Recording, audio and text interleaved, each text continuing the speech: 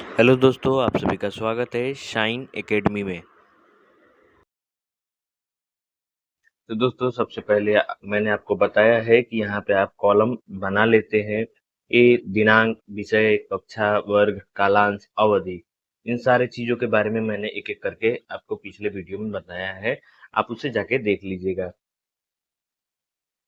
यहाँ पे हमारा प्रकरण है गुप्त वंश। कुछ सामान्य उद्देश्यों में हमने डाल दिया कि छात्रों में इतिहास के प्रति वास्तविक रुचि उत्पन्न कराना, स्वदेश प्रेम और एकता की भावना का विकास करना, तर्कपूर्ण ढंग से ऐतिहासिक तथ्यों की जांच करना, छात्रों में अतीत के आधार पर वर्तमान को समझने तथा भविष्य के प्रति चिंतन क्षमता उत्पन्न करना। ये सारे 10 हमने सामान्य उद्देश्य डाल दिया। सामान्य उद्देश्य विषय से संबंधित होता है, विशिष्ट उद्देश्य आपका प्रकरण से संबंधित होता है। प्रकरण से संबंधित यानी कि वो पहचान कर सकेंगे, जान सकेंगे, ज्ञान प्राप्त कर सकेंगे, बोध में समझ सकेंगे, व्याख्या कर सकेंगे, उससे उदाहरण दे सकेंगे।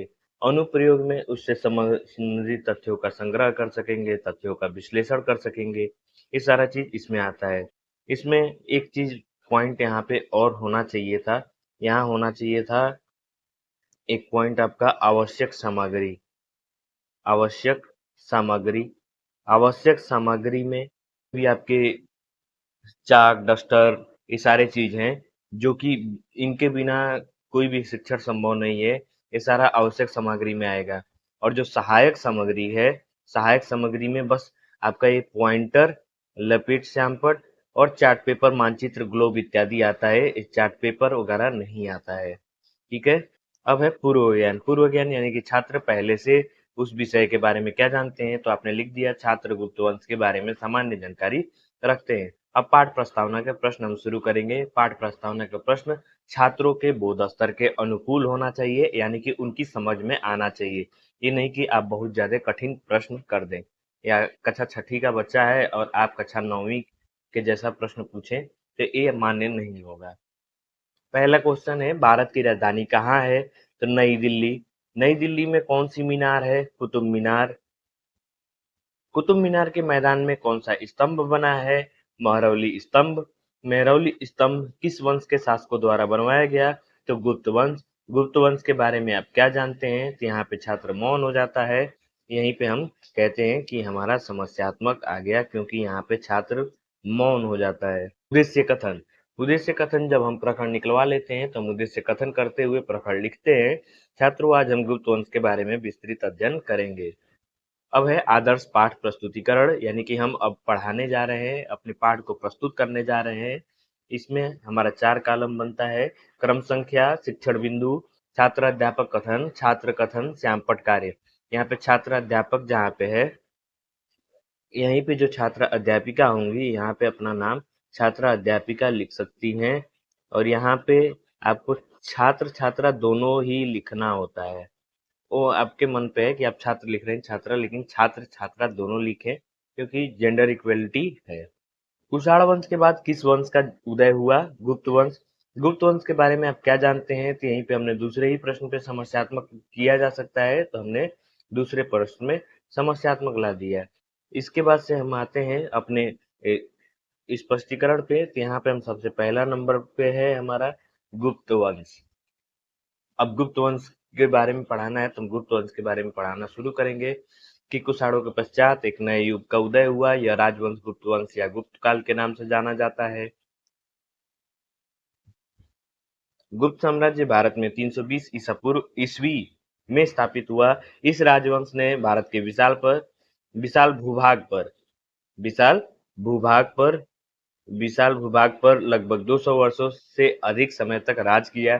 गुप्त काल को स्वर्ण युग भी कहते हैं। गुप्त काल में उद्योग, धंधे, व्यापार, वाणिज्य, ऐसे करके आप एक एक स्पष्टीकरण लिख लिए। और यहाँ पे आप लिखते हैं छात्र कथन को ध्यान पूर्वक सुनते हैं, जहाँ पे आपने छात्र कथन का कॉलम बनाया था और जहाँ पे श्यामपट्ट कार्य वाला बनाया है, इसी में से आप जो अपने श्यामपट्ट पे उस दिन लिखेंगे उसको यहाँ पे आप श्यामपट्ट कार्य पे शो करते चले जाएंगे। एक एक पॉइंट वाइज, एक एक क्रम से आप लिखते चले जाते हैं।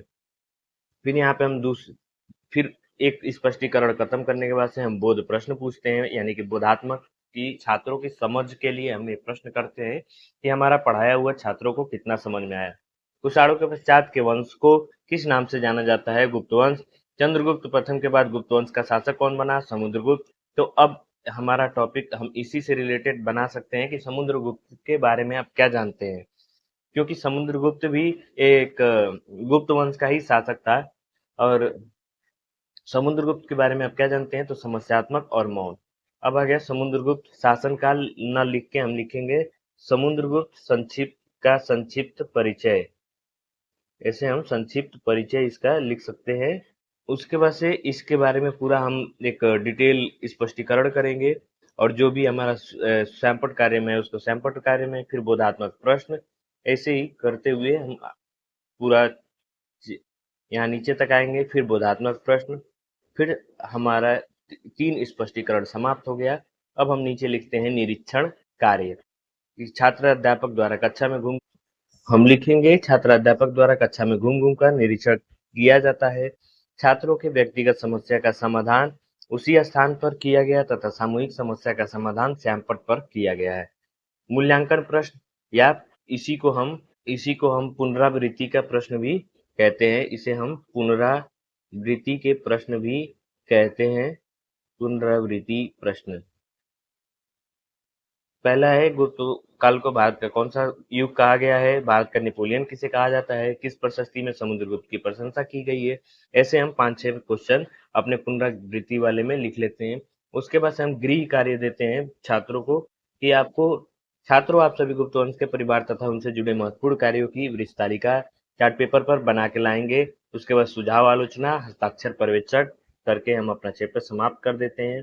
तो दोस्तों, आप सभी को इस वीडियो के पीडीएफ का लिंक डिस्क्रिप्शन में मिल जाएगा, तो वहां से आप पूरा पूरा लेसन प्लान पा सकते हैं। तो दोस्तों, कैसी लगी वीडियो? अगर अच्छी लगी तो प्लीज लाइक कीजिए, सब्सक्राइब कीजिए और कमेंट कीजिए। कोई सुझाव हो तो जरूर बताइए।